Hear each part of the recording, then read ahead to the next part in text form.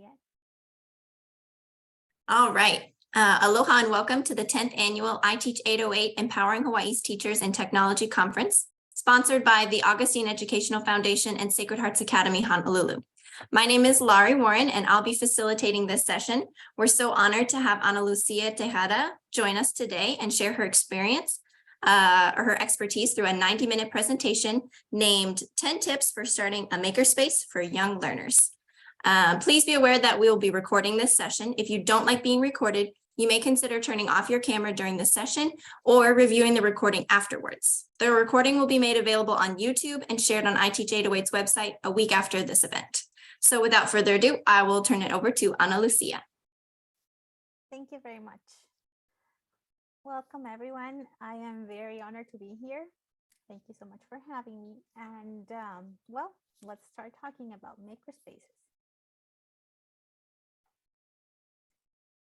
So just a little bit about myself. I am Guatemalan. I worked for 10 years as an early childhood educator. I have a master's in curriculum and educational technology. And I also worked at an English academy. I have worked as a university instructor as well and as a tutor. And I've worked with people from 2 to 30 years old. Right now, I'm a community leader at the International Society for Technology in Education, ISTE. I have been a presenter for their conference since 2016. And in 2019, I was honored to receive an award from them because of this, this work that I'm going to share with you. Of course, throughout the course of the years, I have added a few updates, you know, like technology goes so fast. But basically, it's based on this work. I actually was able to implement it at my previous school. So here we go. Okay, so makerspaces. Makerspaces are most of them are designed usually for older students. Whenever you look for literature or maybe for studies and you want to learn more, you will see that they are targeted for elementary students and on, but not necessarily for early childhood. Whenever you do research, you'll find that most of the activities or like whatever people suggest about makerspaces, whenever we're thinking about little ones, are crafts with recycled materials or maybe a few STEAM challenges, but nothing very, not necessarily complex, but I feel that young learners are missing out because like for elementary students, makerspaces are like very cool, let's say, but for little ones, it can be seen just a regular preschool classroom, which is great, but we are already doing all these activities that we're presented in a regular day-to-day class. So that's where this proposal came from. And well, if you are familiar with a makerspace, you know that this is a place where students can go and make and tinker and create. However, I really like that term that I learned at a conference that was in 2019, but I researched a little bit and actually the term was suggested since 2017. And I was at this conference with this lady, Kelly McKee, and well, they suggested the term Makerspace.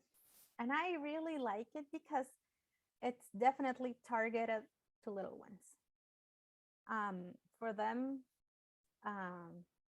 you know, they gave great value to play whenever kids are learning. So that's why they decided to change the term a bit. I don't really like use it with my students, but this is what I have in mind whenever I think of a makerspace for little ones. A place where they can not just only create and tinker and show their ideas, but of course, play and have fun. That's how little ones learn. So,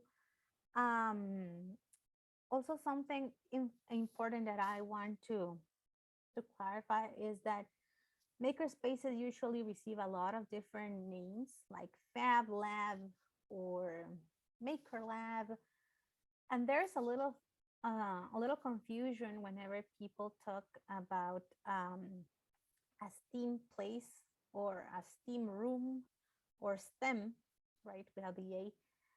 And that one in particular is not the same as a makerspace. Whenever we are talking about STEM labs or STEM rooms, um, these are more focused in curriculum, and they are ways to promote STEM or STEAM, but following the curriculum that the school has. So it's like something very closed. However, a makerspace or playkerspace, how I'm going to introduce it to you, is a place of free creation. Okay, so there's that difference, and you may want to consider what's best for your school. So this is where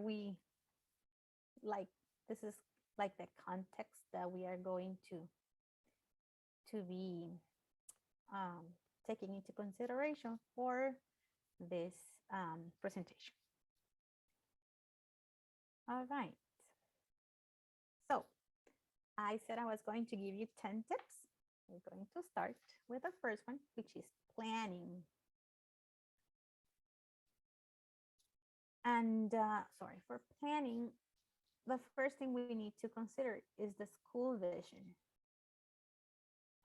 That's something very important in order to take into account when we are going to create this place for our students. Then you're going to think, why is this important? What is it that you want for your students to learn?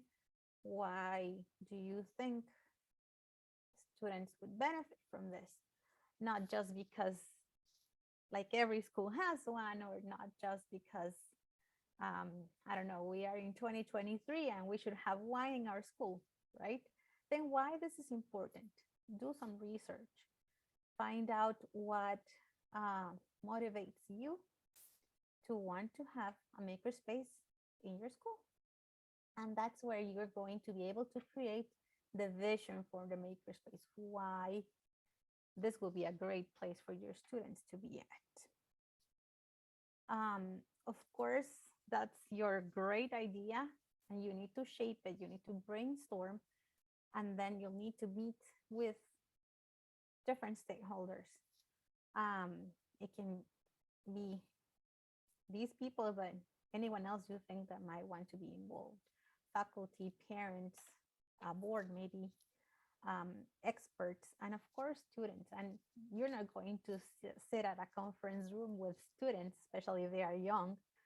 But try to find out what is it that they like to do, depending on the area where you live, what even the weather may influence your decision.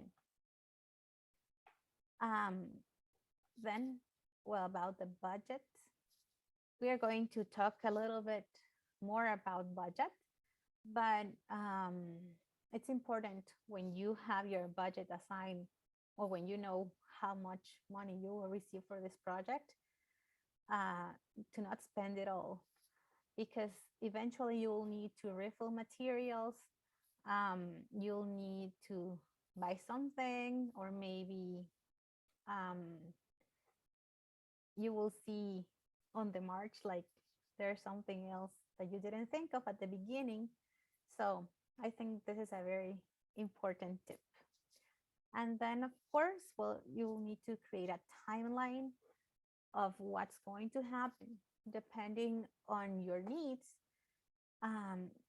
You may even have to build a new classroom for this project, or maybe you'll need to acquire new furniture, and that will take a while. So a timeline is very important whenever we have big projects, but even if it's just a matter of acquiring new materials, you already have the room, you already have a lot of supplies at your current school, but still there might be things you don't have yet. You also need to think about training staff. We're going to see all those little things one by one. So a timeline is very important, and that will help you make the case. So let's keep going, and you will find all these pieces in the presentation. So here we are with making the case. So while doing my research about implementing makerspaces in a school, this one was for me one of the best ideas, and it was to plan a STEAM hour for faculty and staff. That way you can make them fall in love with your project. And it can be something simple. Even if your school doesn't have the supplies yet, you may be able to borrow from another school perhaps, or from a library. If there is a public makerspace in your area, you may be able to take them there rather than doing it at school. But I think this is a great idea, and I actually got to do this with my colleagues and superiors when I presented the idea of implementing the makerspace. And you should have seen these people's faces. It's like they were five or again, all over again. So it's important also, and I did not add that here, but that you start making connections whenever you are reading books, or if you attend a conference, start writing names, and the people that's been through this, like me, or more people can help you out and give you ideas, or share how you can present this to your school.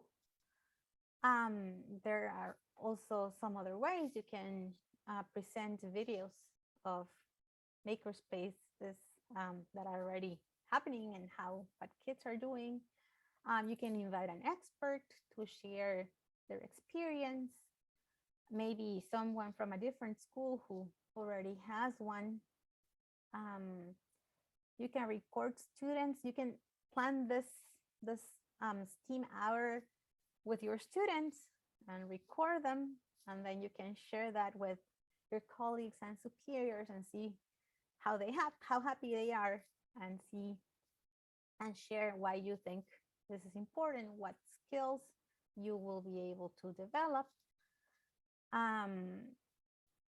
Also, usually what happens is that people might like the idea, but of course they get concerned when it comes to budget, right? And of course it depends on each school.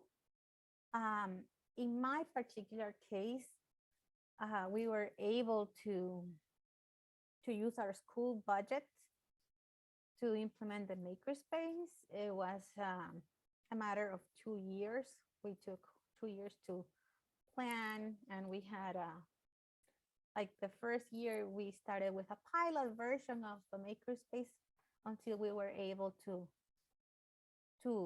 acquire all the equipment and all the materials we had planned for. So it will depend on each school. If you don't have a budget assigned for that, and you know that it will be very difficult for your school to have that budget, there are many other ways. There are grants you can have, or donations. If you just Google makerspace donations, you will find a lot of places in your area that you might not even know of that donates materials, or maybe leftovers of the materials they sell, for you to be able to have materials in your makerspace.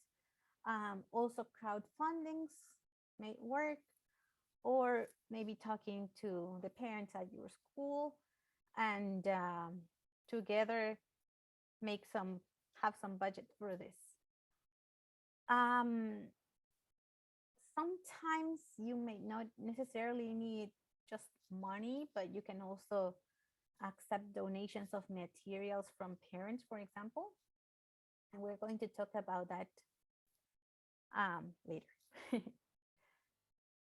So,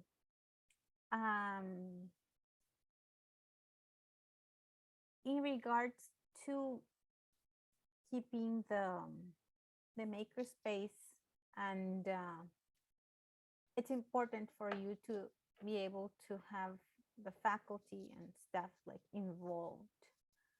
So we would need to decide who will be in charge. You might need to train teachers or have them get specific certification. It's important for teachers to try whatever they are going to be doing with students first.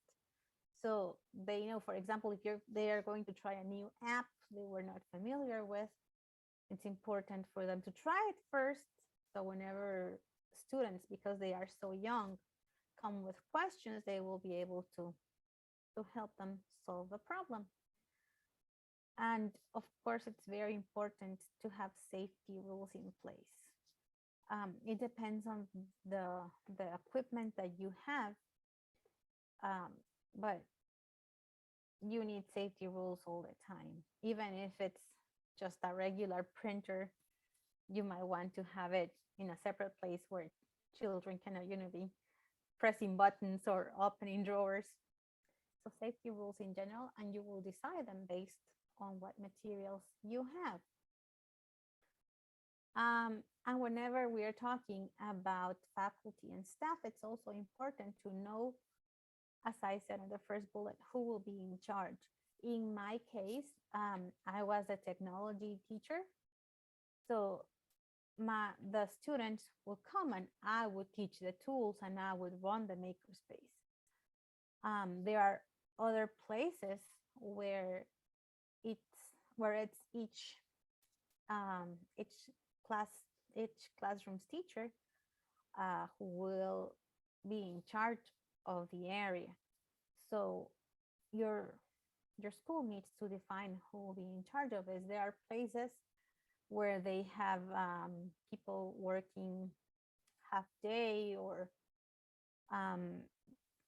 they have someone else in charge of just being at the makerspace available in order to hand out materials, but the teacher is in charge of the student. So again, it depends on your school, but in my case, I was the one responsible for the makerspace and for whatever happened in there. Okay, just give me one moment. I want to go back a little bit because I want to share with you something important about the why. I'm sorry, I skipped that part. Just give me one moment.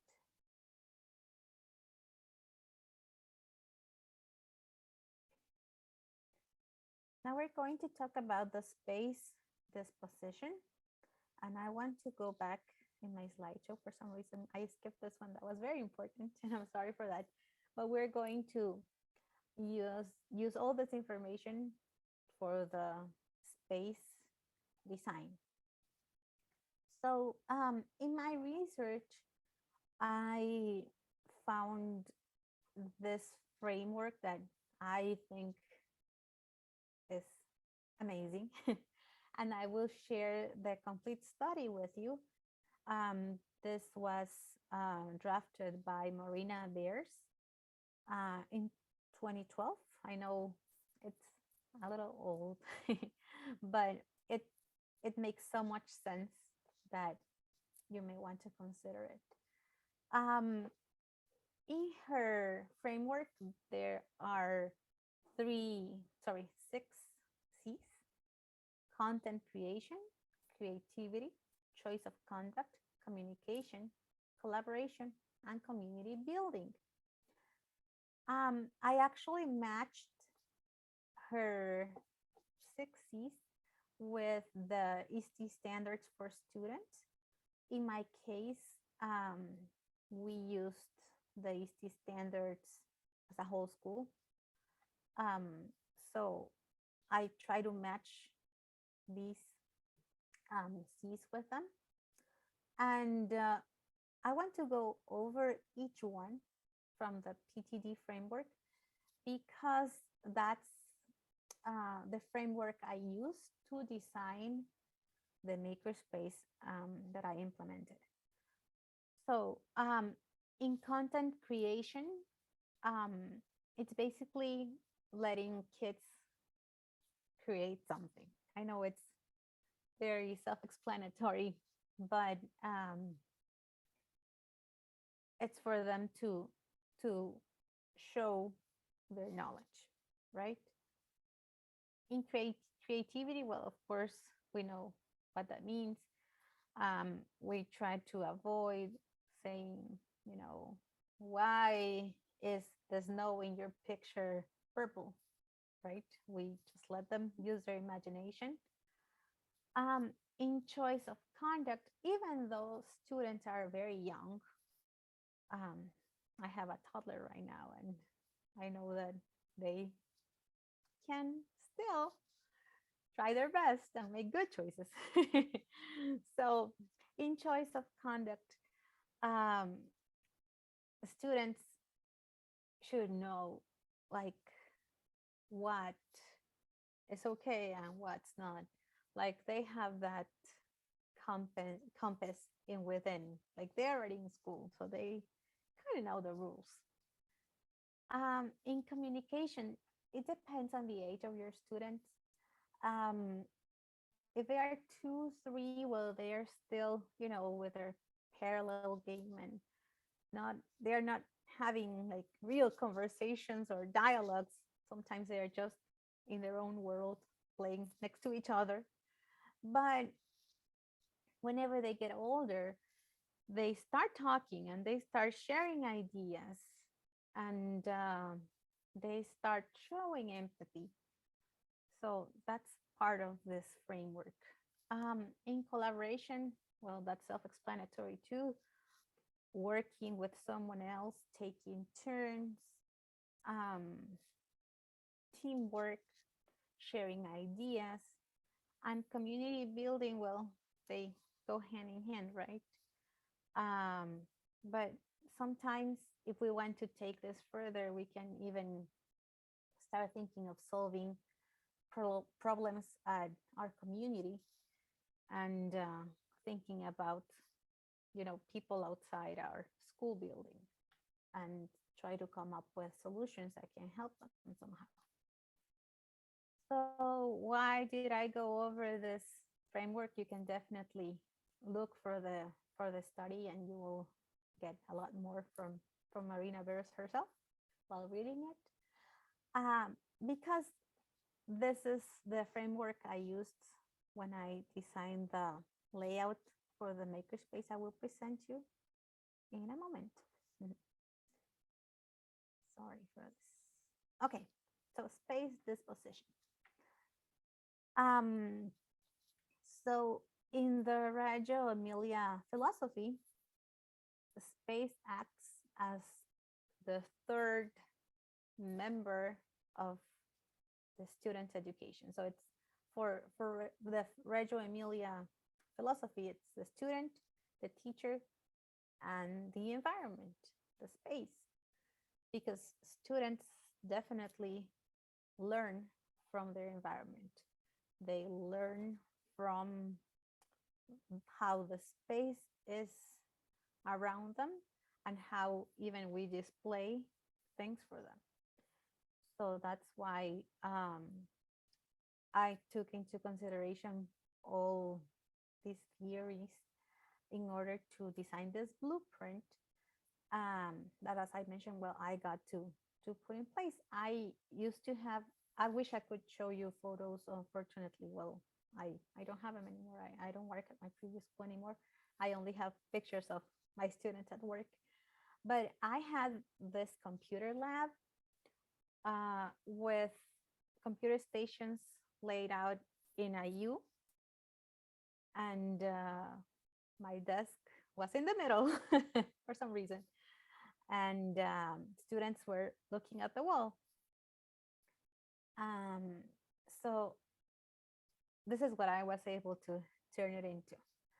Um, this is in Spanish. Unfortunately, I didn't have the actual file in order to relabel it in English, but I try my best to translate the terms. So I want to go over some of them. So you know why I have this. I chose this equipment, and why I have these these separate areas. So let me start with the half round carpet. And there's, as I said, theory behind this from the PTD framework. If students are seated in a half circle, they can see each other. Sometimes if they are in a circle, they still have to turn more to see the person next to them. So however, if they are in a half circle, it's easier for them to look at each other and share their ideas. You don't have to have of course, the half round carpet. You can just set students in a half circle, and that still works.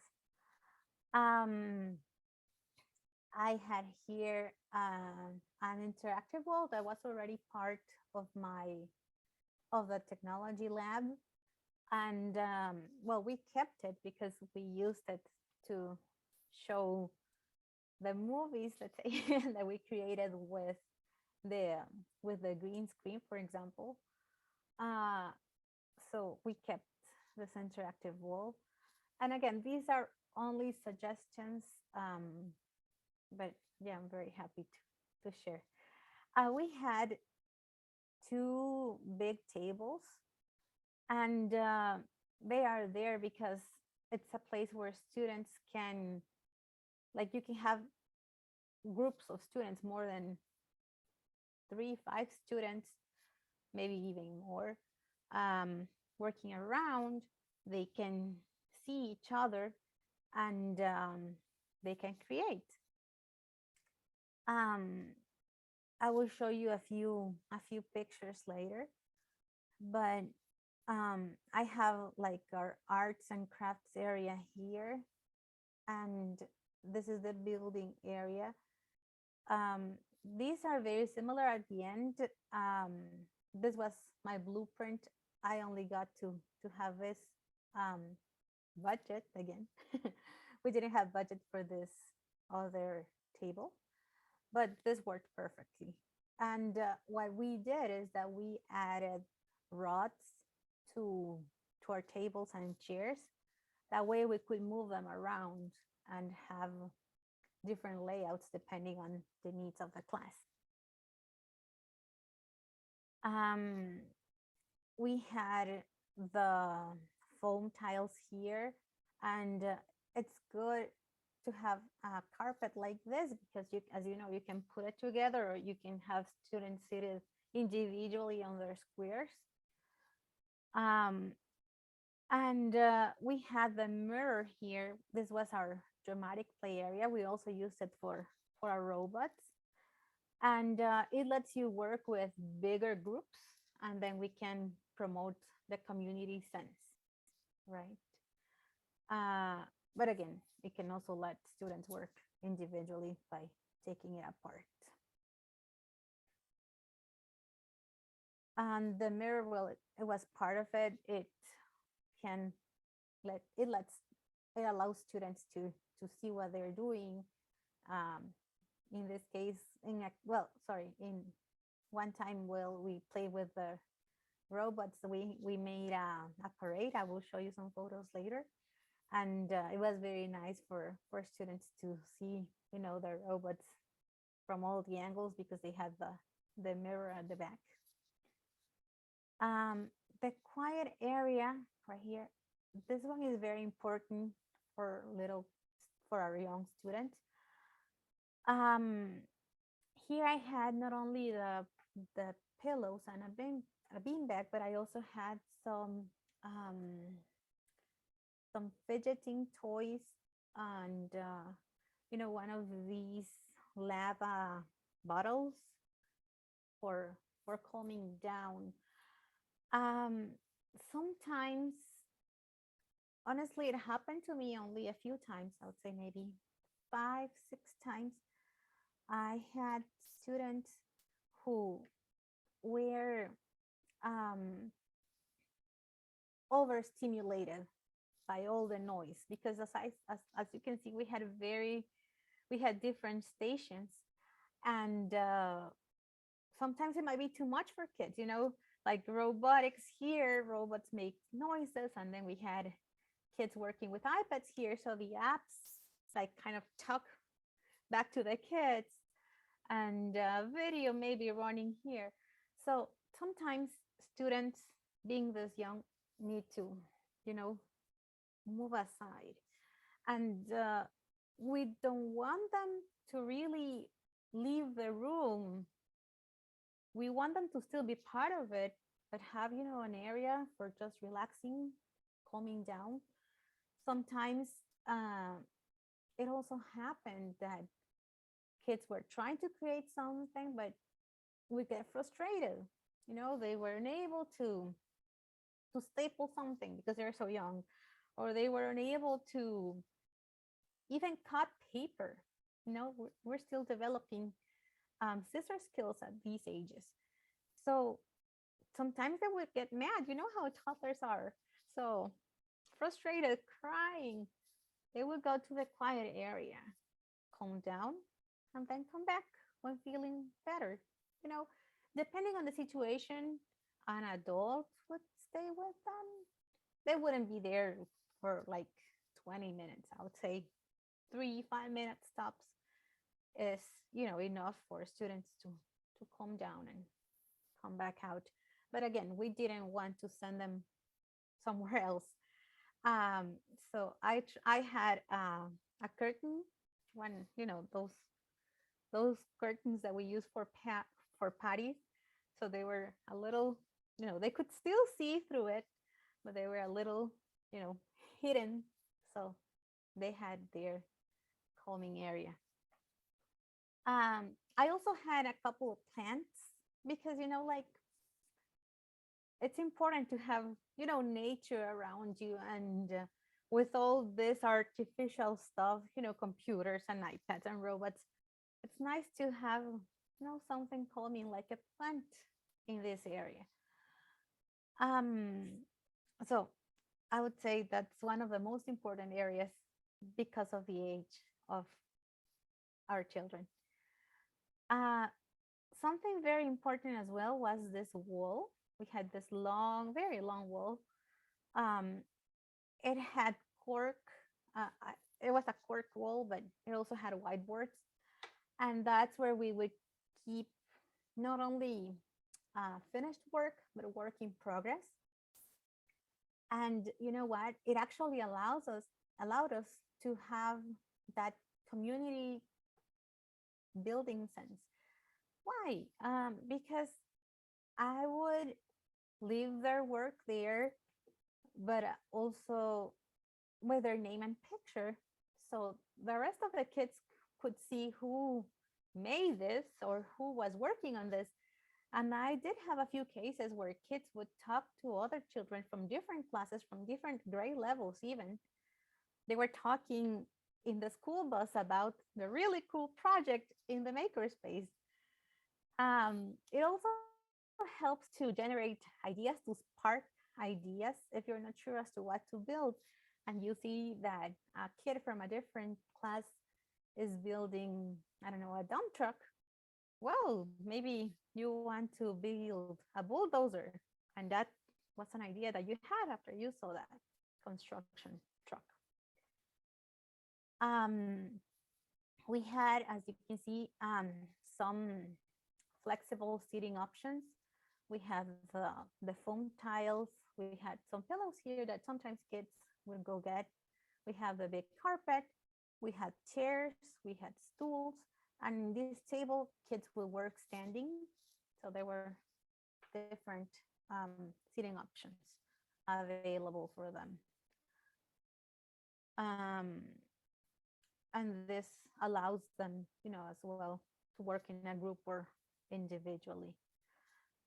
Um, and of course, we had the storage area. I had some closets with locks where I kept all the, materials like cotton swabs and pipe cleaners and all that stuff that could, like, we could easily run out because kids were taking too many. And I would just have available at the shelves we had um, just smaller quantities that they will be able to reach on their own.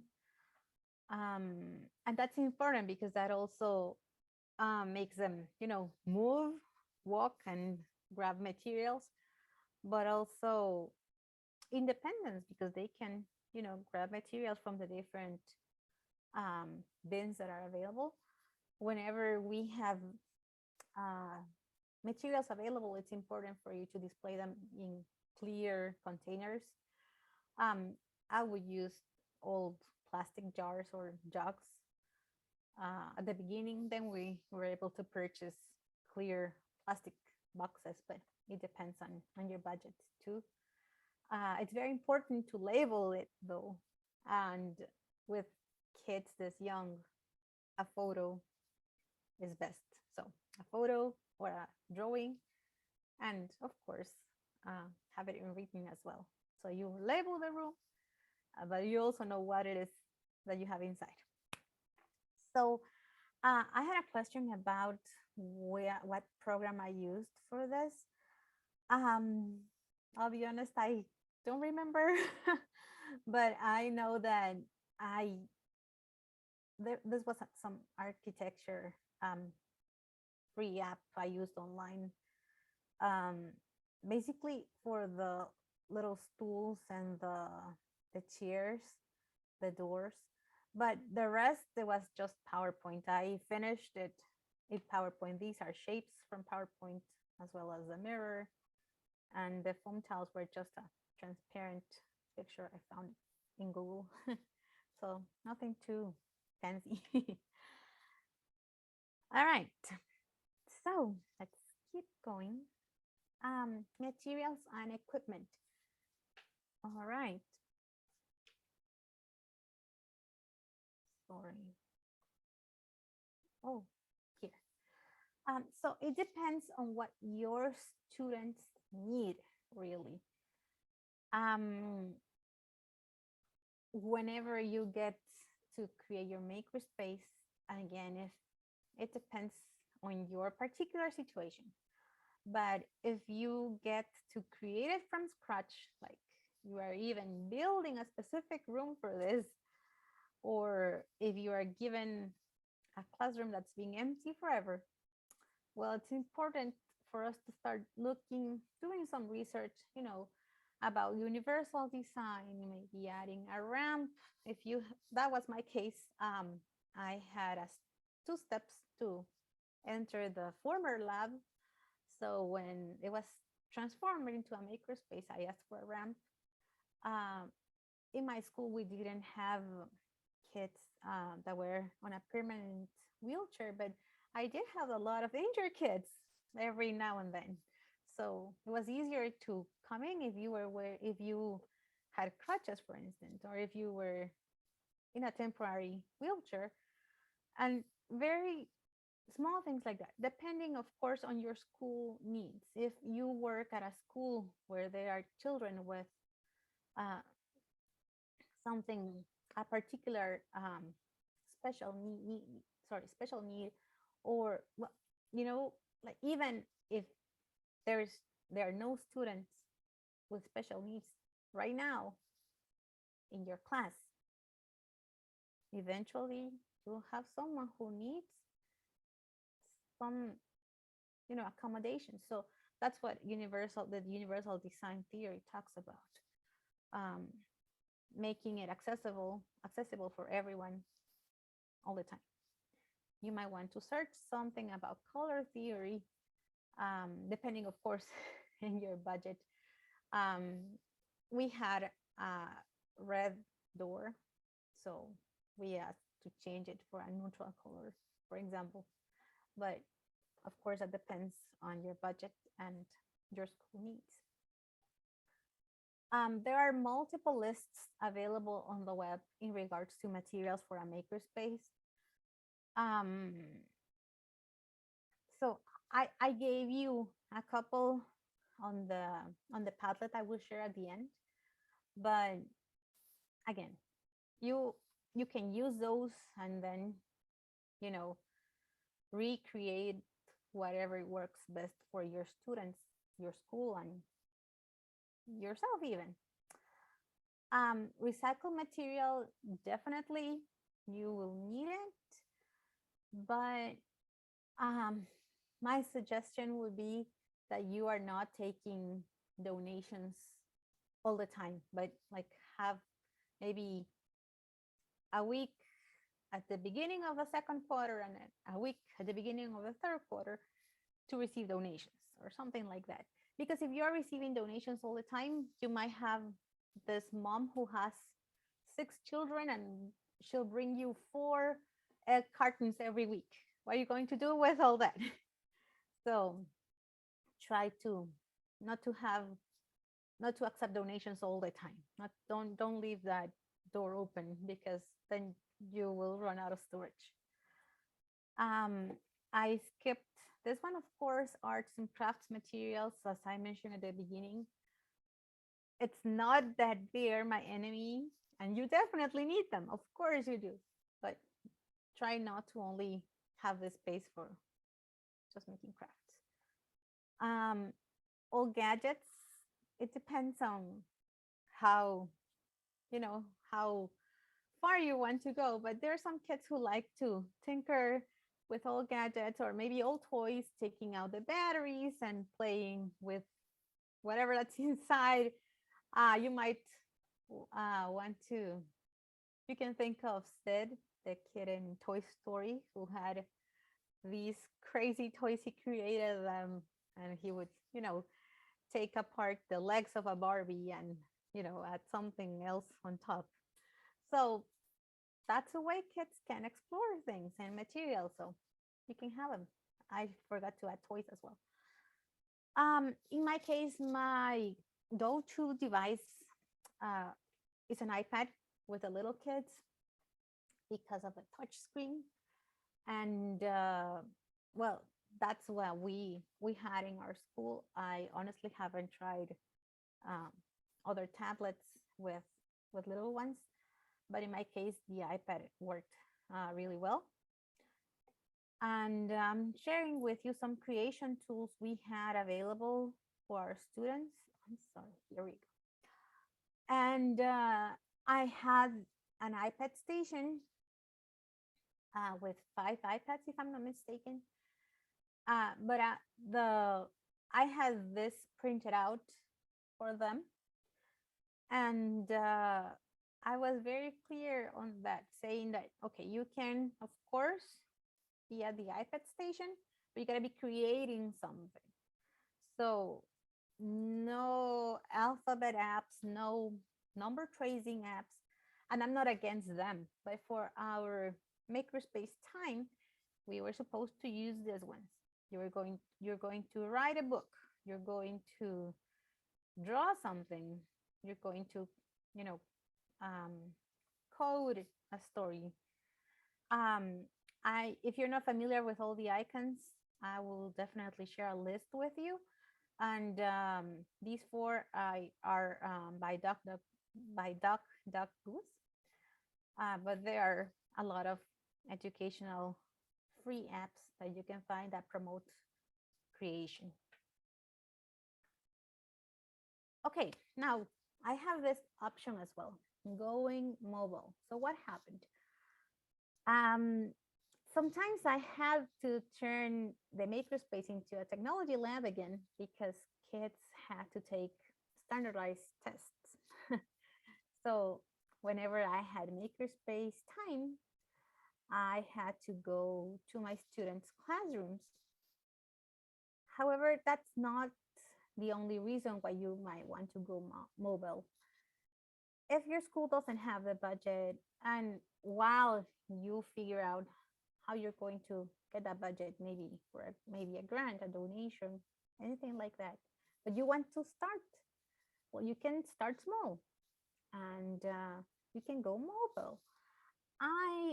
When I was doing this research, I found a couple of cases in children hospitals where they would take a Makerspace cart to the students, sorry, to the children's rooms, and they would create whenever they were feeling well.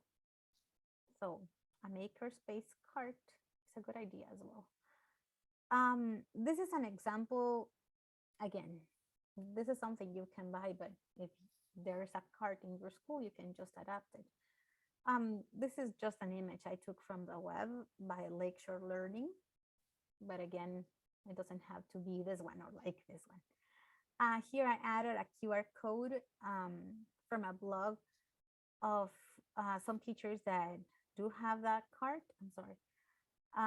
And well, there are a few recommendations. They say, use clear storage boxes, not only when going mobile, and label them, right? But they give a couple of suggestions. I think this is a very useful resource. I'm not going to go over it, but you can check it out later. This was not my experience. Whenever I had to go to the students' classrooms, I would take a cart, but just with a few materials, and it was definitely not something this fancy.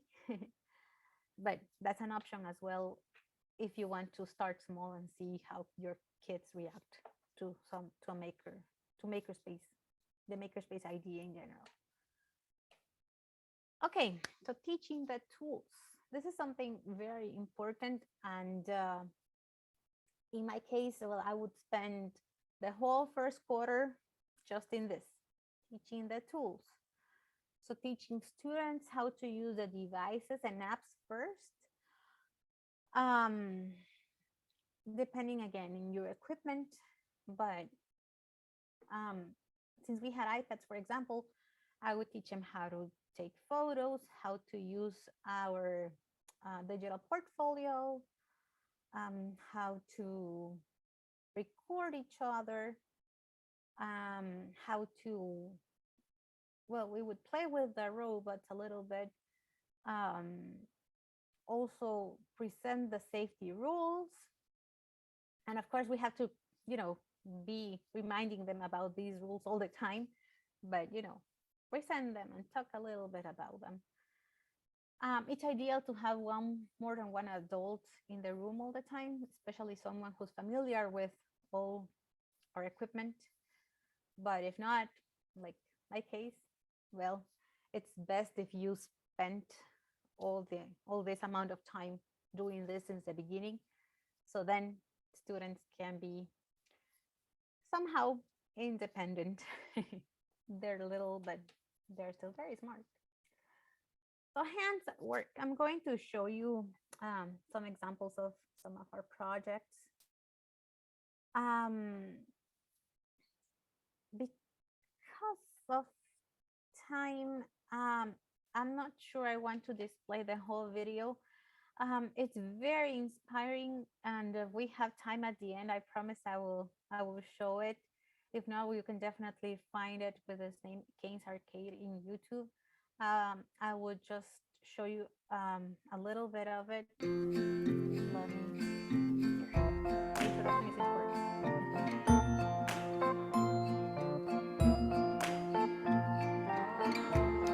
My name's Kane. I'm 9 years old. My arcade is called Kane's Arcade. It's open on weekends only, and it's really cheap. Kane does not pass by an arcade without stopping in. He loves tickets, playing games. He loves prizes. So it was only natural for him to build his own arcade. He loves to see how things are built. He takes all his toys apart to see how they work. He can't put them back together, but he takes them apart. Kane spent summer vacation coming to work with me. We sell auto parts in East LA. My dad has a lot of boxes back there to ship parts out, so I cut them up and make my arcade games out of it. My first game I made, the basketball hoop I got at Shakey's Pizza, and it's really cool. He taped it onto a box, and he was offering people chances to play for like a nickel. He started from that little game, and little by little, they started getting fancier and fancier, and eventually he took over the whole store. So this is definitely a very inspiring story. I hope we can see it at the end and chat a little bit about it. But this is another way you can spark the idea of students reusing cardboard, and it's by reading this book. It's called Not a Box, and well, this little bunny says, for example, he's sitting into the box, and then I assume the mom says, "What are you doing in the box?" And he says, "It's not a box, it's a racing car," for example. So it definitely inspires children to make so many things with just cardboard and a box. And I haven't used them myself, but I know there's at least one more book called Not a Stick that might be in the same line, and I don't know if there are more, but definitely useful. Sorry, let me go to the next slide. Okay, so here I have some examples of my students' work. This is the iPad station, and this girl is creating with, shapes, and it was a card for her mom. So at the end, I just took a screenshot and printed it out for her to take home. This is very, like a regular craft, but what's important here is that my students were going to the stations in groups of 5. It would depend on, like we had kind of a ticket system in place. We had 5 popsicle sticks in each station, so it was like their ticket. So if there were no more sticks, you couldn't be in that station for that day. And when I would check and I see 6 kids at a station, I'll be like, "Hey, where is your ticket?" So that helped students, go to different stations. And sometimes, I always had this kid who always wanted to be at the same station. So it's fine. I mean, it means they're having fun there and they really enjoy whatever they're doing. But it's important for you to let them know, like, to move on and help them find something else. But I mean, be flexible. Like, if they really want to be at the same station for a couple of weeks, I mean, it's fine, right? Here they are. I love this one. This boy is making a necklace, not a collar, a necklace for her dog. And in this one, well, this girl managed to make a really cute headband.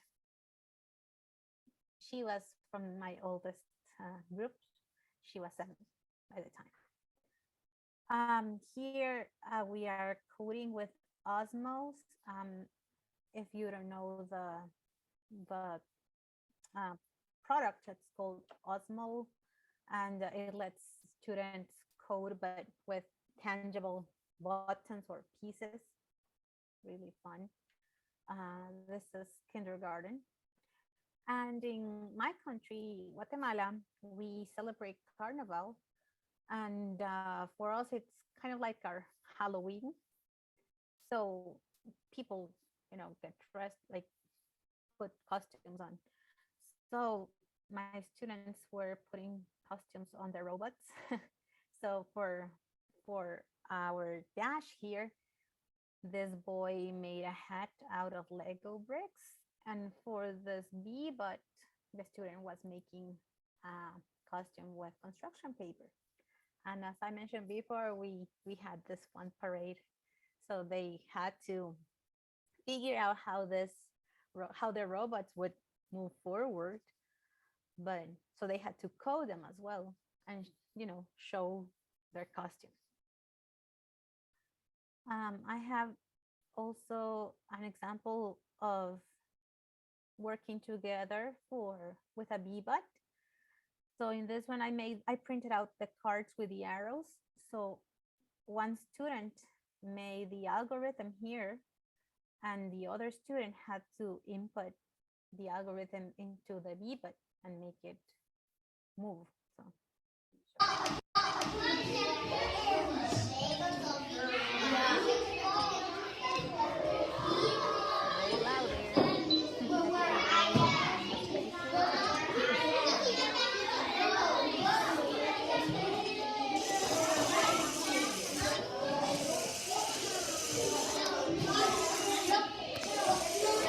as you guess, another student took the video. So it's moving so much. Okay. And then here it's Chatterpix. That's an app that I suggested in my list. And this one was created, of course, at the iPad station. A student took a photo of an old boombox and made it talk. Hi, my name is Oliver, and I like to sing, sing, sing.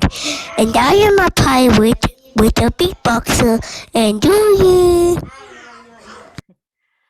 I love this app, and I've actually used it with 2-year-olds. Of course, you help them take the photo and draw them out, decorate, but they can make it. They can record their voice, and they have so much fun. They really enjoy showing it to their parents and other classmates.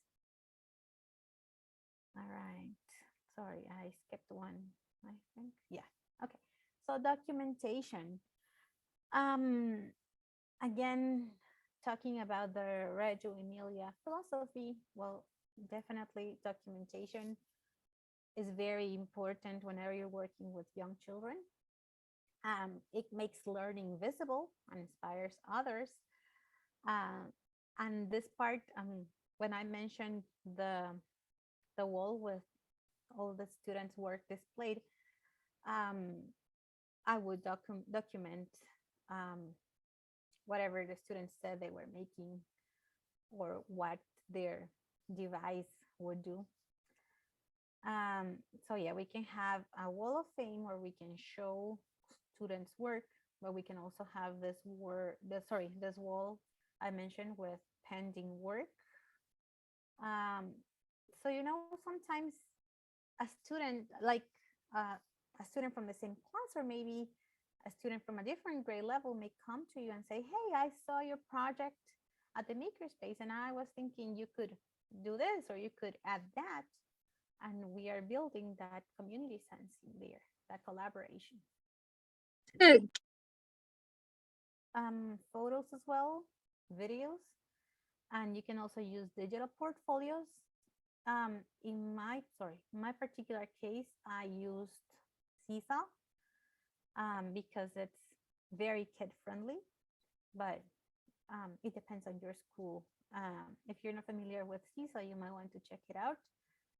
There's a free version you can definitely use with your class. And finally, Makerspace administration. So you already have your Makerspace, you already have kids creating, but that's not how it ends. You still need to do some work. You need to have someone who cleans up. And of course, students can help with that part, but we want for them to be like, if they have 40 minutes with you, like it was my case, I want them to be creating for 30, 35 minutes, right? So cleaning up, sometimes it's like they can put stuff away, but let's not take most of our time on that. So you do need to figure out who will do this. who will store materials. And I'm talking about, whenever you buy materials in bulk, who will store that and, take small portions and have it available for the children. Who will be documenting, like, keeping the budget, what we used, what money for what, someone who's in charge of ordering new materials, who, like, we are running out of paper, who will order more paper, and maybe also taking care of future budgets, like I have here, keeping track of how much of certain material is used in X period of time. Like I don't know, we ran out of construction paper in 3 weeks. So, make calculating how much you'll need to order next time so you don't run out so quickly, things like that.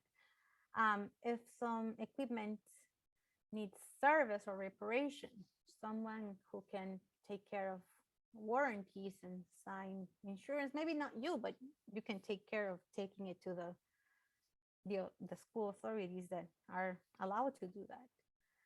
And also, in my case, I would do all this whenever I had some planning time available. But also, it's important for you to share your work, maybe not necessarily who's going to do it for you, but someone to help you if possible. However, what's the most important part is that you document whatever you're doing and share it with your superiors. Like in my case, I had to quit because I moved to Chicago. My husband is pursuing a professional goal here. So by the time I quit, there was, like, the person who was going to be in my place was not hired yet. So I didn't have a chance to train someone else to do my job. So however, I had shared with a principal and vice principal the list of materials, the budget, the warranties. I had scanned them and shared all that information with them. So all your work doesn't, get lost whenever you're no longer working for the school, right? I think that's something very important. Also, passwords. You don't have to have all the responsibility yourself. It's best if you share it with, in my case, with my immediate bosses, but your school should have policies for that. And well, finally, some resources. I have this presentation as a PDF, and I also have created this Padlet with some resources for you, including the PTD framework study, which I consider the most valuable part, because that's the framework who guided me throughout building this, designing this. But I will definitely be adding more resources to it. I just found a couple of more documents I hadn't uploaded. So I will be adding them to this Padlet, and I don't have plans on deleting it. So you'll be able to consult at any time. And thank you very much for your time. Thank you very much for the opportunity. And I don't know if you have any questions.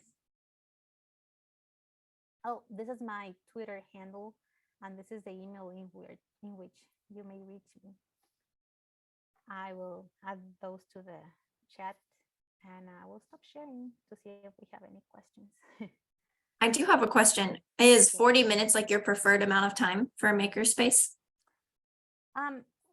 It was not ideal, but honestly, with young students, I think it was good. Like, I had them 40 minutes a week. It'd be great if you could have them 40 minutes, like twice a week, or 30. But it's important to consider that, mostly for the part of cleaning up and setting up. Like, we definitely want to teach students to be responsible and to be organized, but it's best if you don't use your time on that, but on having them creating freely. Nice. And then I know you probably teach them how to use the specific materials, but is there ever anything that you like give them a specific task that they have to do, or is it all created based on just what they want to do? In the in our vision, we wanted this to be completely free. That's why I mentioned the Makerspace difference before. But yes, it definitely can be more structured. As I mentioned, the first quarter was definitely very structured because I was teaching the tools. And something that I forgot to mention, but I want to say right now, cardboard. It's very difficult for little kids to cut. So I found these surgical scissors that would not cut their fingers, but cut cardboard. There are some people who also used disposable knives. So definitely safety rules in place, and you might want to be checking that station more often than the other ones. And I will share the link for the scissors in the Padlet. All right. Awesome. Well, thank you so much. Of course. Thank you very much for your time. And for Yeah. having me. And I also, for the kids, I'm sure you could like pre-cut material if they're too small. Have you ever done that?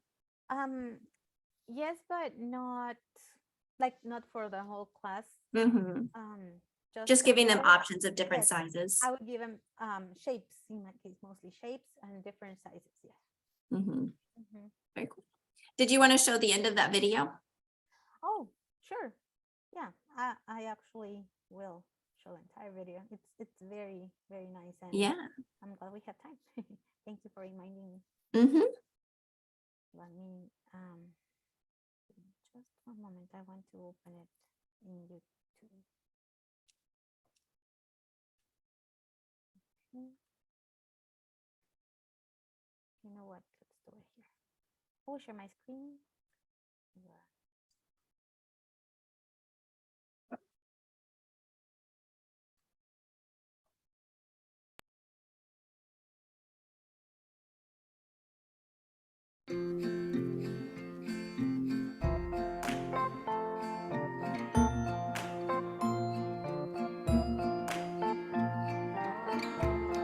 My name's Kane, and I'm 9 years old.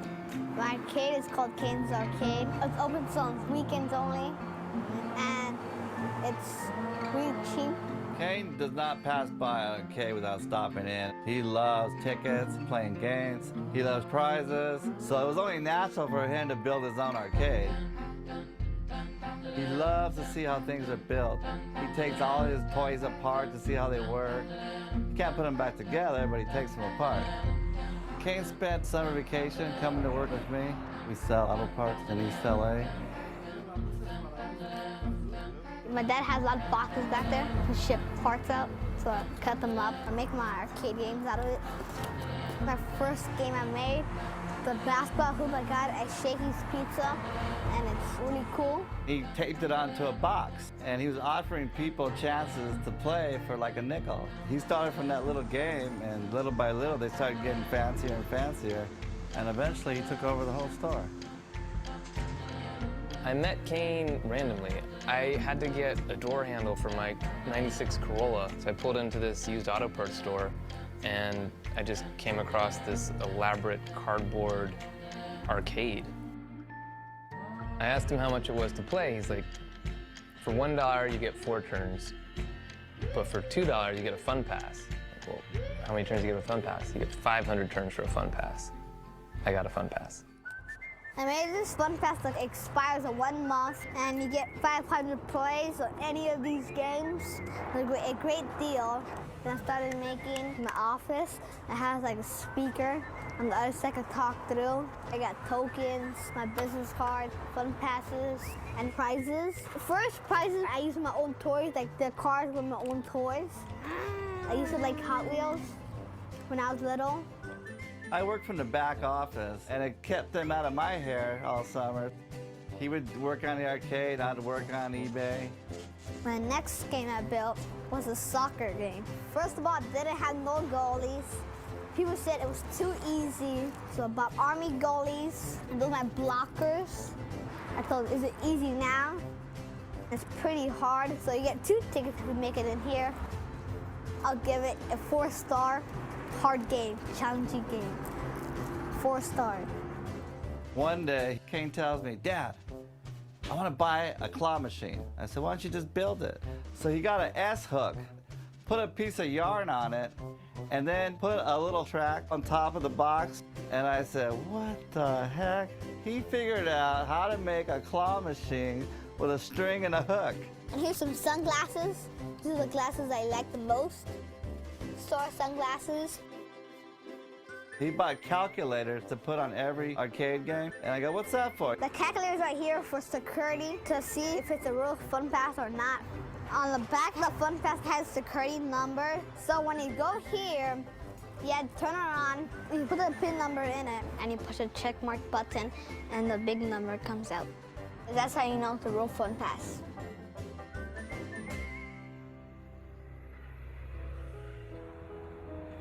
My dad started the business in 1955. We have used auto parts. Most of our business has gone online because we really don't get the walk-up traffic like we used to. So Kane's chance of getting one customer is pretty hard. Kane's always waiting in front, sitting on his little chair, and trying to convince people to play, but not too much luck. Kane's Arcade grand opening. But he never gets discouraged. He's always sweeping up and dusting off the games, waiting for customers. He only wears his shirt on Saturdays and Sundays when he comes to open up his arcade. And he's really proud of his shirt because he thought it up and he designed it. When Kane got back to school from vacation, he started telling everybody that he had an arcade. And nobody believed him. So he won't wear his shirt to school because he's afraid that kids might tease him about it. You know, he told them, hey, I got my own arcade. And they go, yeah, sure.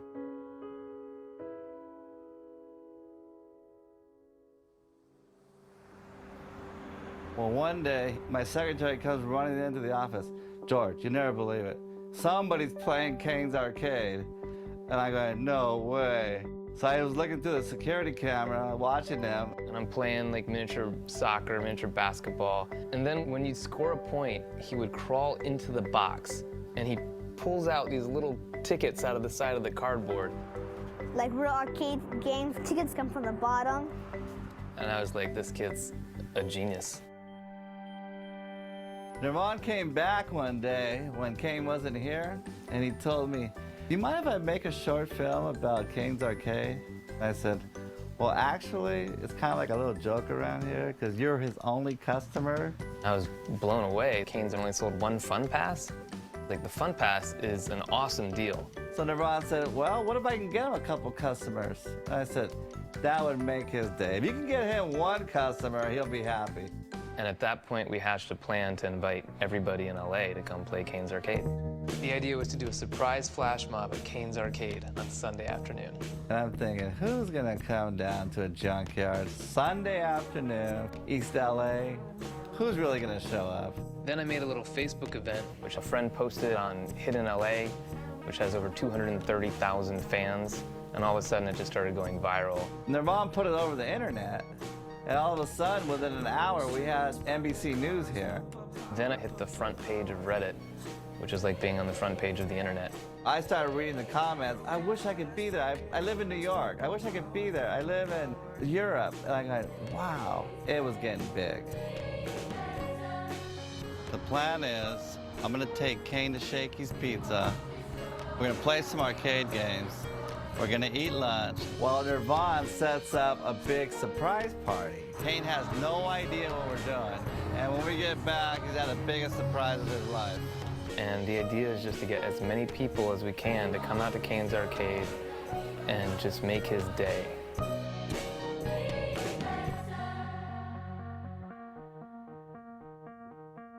Kane's dying to have 1 customer show up to his arcade. So Kane is to be the most surprised little boy in the whole wide world. Hey, if you're ready. In about a minute, he's gonna arrive here. Hey, Kane, can we go home early today? We had no customers today. No. No? Come on. Your dad's tired. No can do. No can do.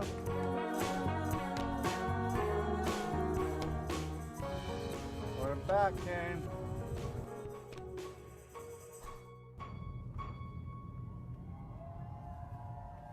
Wow. What's going on over here? Look at his face. Huh? We finally got some customers here.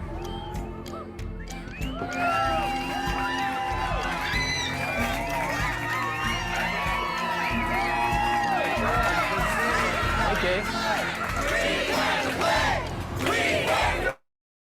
All right, so I know we are running out of time, but definitely wanted to share this beautiful, inspiring story. And you can also use that story to make the case at your school too.